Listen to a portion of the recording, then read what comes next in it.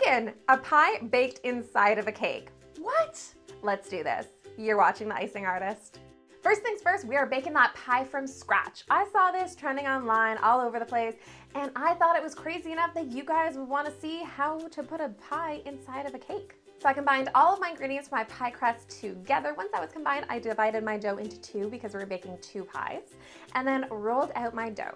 You're gonna wanna be putting your pie crust in a disposable pie tin so that way we can cut it out of it. And to make the edges a little bit fancy, I actually used one of my cake decorating tools that I don't know the name of to give it a little fancy edge. Looking professional.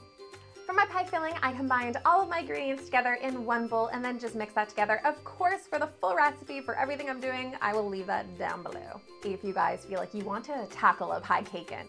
I swear the world is running out of dessert ideas, so now we're just combining perfectly good dessert ideas with other perfectly good dessert ideas. What's next? Macaroonies? Dokies? Cupcakesicles? Those sound good, but I guess for now we will tackle the PieCaken. While our pie bakes, we're gonna get the cake part of our PieCaken ready. So I just made my chocolate cake recipe and I poured a little bit into a 10-inch round cake pan.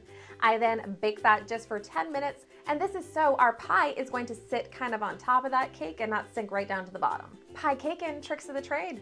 And now that our pies are completely done, I just cut the cake tin around the pie and then folded that out, and it actually popped out. I was really worried that I would go to take the pie out of the tin and it was gonna fall apart, but it didn't.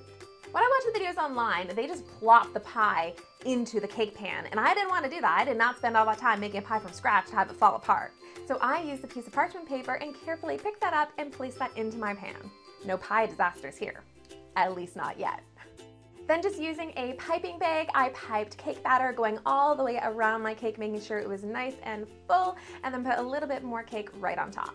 And while those bake up, we're gonna make some chocolate curls / chocolate shavings, because half of them didn't work, but nobody's going to know. I mean, unless you tell them on a video. So I just spread out some tempered chocolate on a baking sheet that I put in the freezer so it cools really quickly.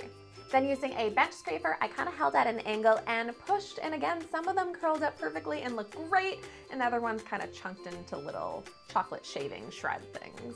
But I'm not worried, because once we pile it all together, it's gonna look good. I mean, what chocolate isn't good?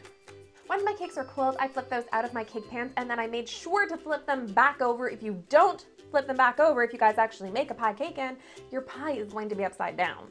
And it's kind of like an upside down cake PieCaken. Then you'd be combining 3 desserts. Look at us go. And because these cakes had to bake for a long time, I have no idea why they took so long in the oven, but they took a really long time. I made some simple syrup and just put that on top of the cake just to add the moisture back in. And I layered that up with some delicious chocolate buttercream.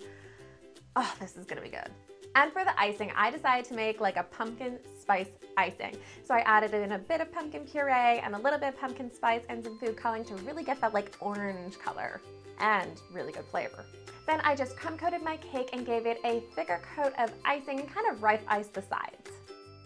For the top, I made some delicious chocolatey ganache and just poured that over the top of the cake, spread it out so it was nice and smooth, and added some delicious chocolate drips going down the side. And then I just topped that off with all of my chocolate shavings and curls. This is ridiculous. This is a pie inside of a cake, but yet it looks really, really cool. Oh my God, when you cut it and you can see that like perfect little pie slice and with the chocolate all around it, that looks amazing. Ridiculous, but yet delicious. That's really good. I actually don't even like pumpkin pie, but this is actually really, really good, guys. Don't forget to come back here again next week because we'll be making something else into cake or something else inside of a cake. Bye, guys.